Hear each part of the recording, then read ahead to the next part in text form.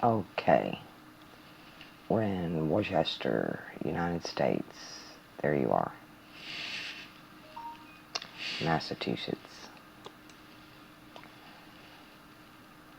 And here's our date. We are July 21st. Back it up one. It needed to be July 20th, 1961 at 6:52 p.m. That'll be in 20 seconds. All right. Already, right off the bat, I'm seeing Jupiter in Capricorn, cardinal Earth sign, Saturn in Sagittarius. So, you're fixing to come up on your Saturn return here real soon, because Saturn's just pumping along over there and will be in Capricorn before you know it.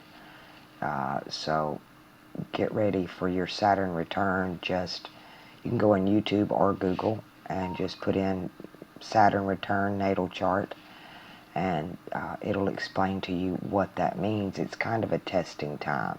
We all go through it. It takes Saturn and Jupiter meet every 19 years. Jupiter moves faster than Saturn does. So I think it might be 20 or 30 years. I'll have to look that up, but look up your Saturn return, because that's fixing to hit you. Let's go check out your sun sign. And you are a sunset baby, is what I call it. Actually, you being in July, the sun is still kind of up at 7 o'clock. So you are a day baby. And this would be in your night sky here, because you're on the other end of the spectrum. Yeah. Let's pull this star right here and mark it. That one is Gemini. I'm going to move the sun a day forward here and see if I can pick up. There we go. Yeah, that one's calling Gemini, but your sun's more in line with this one. And it's Cancer. So you are on a cusp, right between Cancer and Gemini, but I'm putting you in Cancer because of the star that's next to it. Let me kick you back up a couple of days, bring the sun back. There we go. It was a month, not a day. Yeah, I'm putting definitely that one's Gemini, this one's Cancer, and the sun's past that line right there. So you're a Cancer. And you have Uranus over here in Leo. You have Mercury in Gemini. So Uranus set before the sun, right as you're coming into sunset, you're going to have Mercury hanging in the western sky. And this is your planet of communication. It's in the feminine aspect of Gemini, and she's on her masculine knee. Uranus in the mouth of the lion. So when you look up Uranus in Leo, remember that it's in that first house. Each constellation is divided into 3 houses, or decans.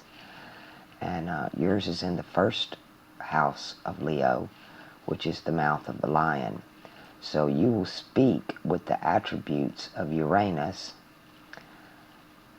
with the power of Leo, but your planet of communication over here is Mercury. So these two are going to play off of each other. Mercury belongs to Taurus, which is fixed Earth, but you find yours is in Gemini. Let's just move around here a bit. Venus and Taurus. This is your planet that's going to be locked into this Taurus, this Earth cycle, this Earth magic, that what we're living through right now. And why do I keep saying that? Because it's the changing of the ages. And this was predicted a long time ago that this would happen, that this Earth magic would be brought in, mutable Earth at that, Virgo.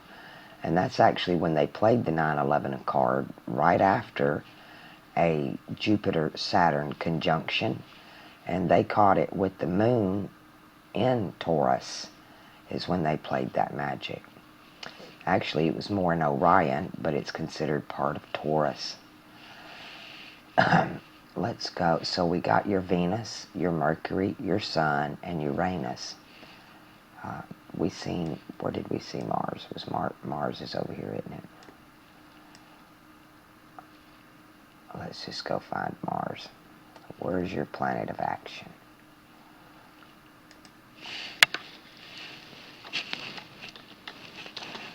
We know where your Saturn is. Okay, Mars.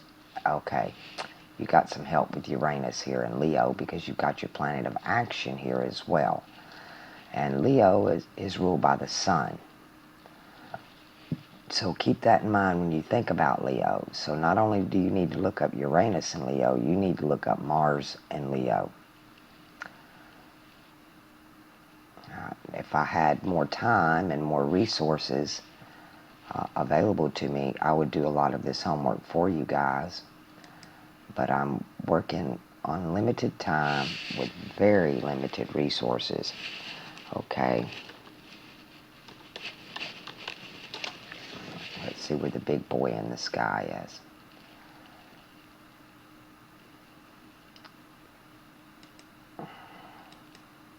Oh, you didn't take me there.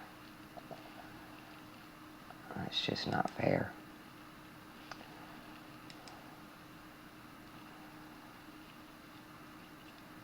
This thing is lagging really bad. You would think I was trying... I think my smartphone would do it better. I'm just not getting it to cooperate at all today. You would think we were in a Mercury retrograde. I guess I need to look up and see what planets are in retrograde. Come on.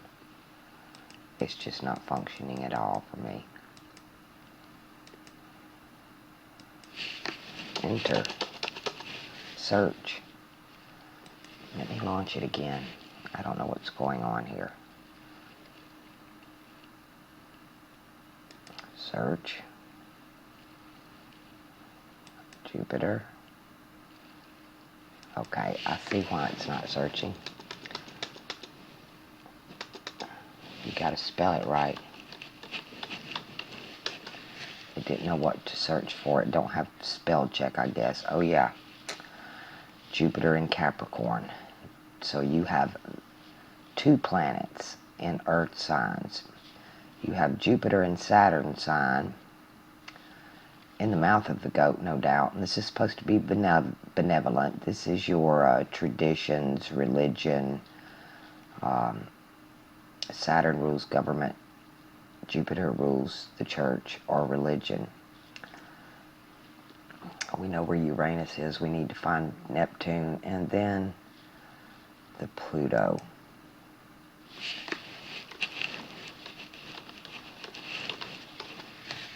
You just got stars all over the place.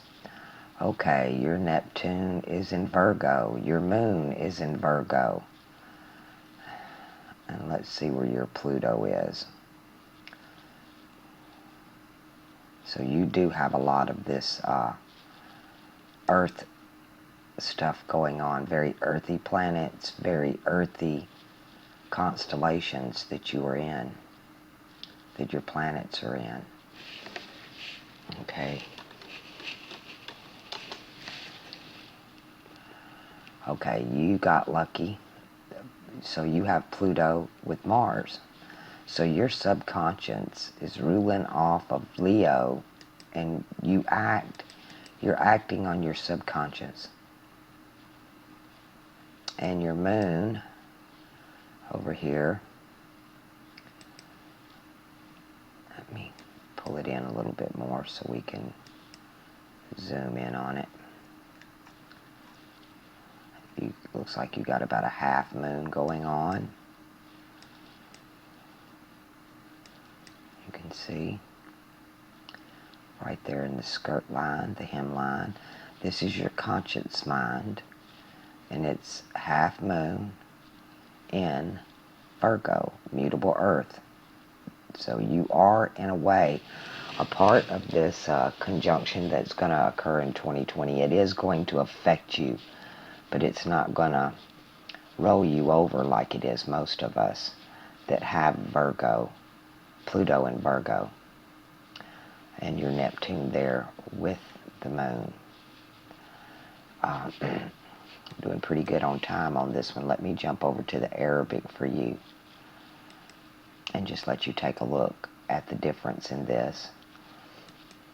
It's always good to have another point of view, another perspective. And if you don't like the Arabic, by all means, pick other ones you do like. This is a free program, Stellarium.org. Okay, and now the moon is between the legs of the Virgin, almost like she's given birth. Let's pull it on around. Now your Jupiter is in the eye of the goat.